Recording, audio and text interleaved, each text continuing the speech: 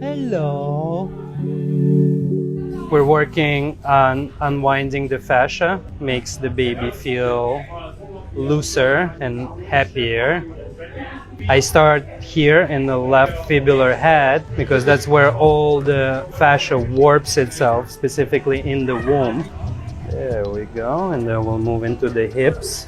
There's movement in the pelvis because it does affect the skull. When there's restrictions in the pelvis, it will affect the jaw, and a lot of infants have issues actually able to clamp down on the breast and to be able to have good suction. I notice a lot of kids get really locked up in the mid-back, which will affect the digestive system and the stomach. So there's less gas, less discomfort, less throwing up. Oh, she just burped.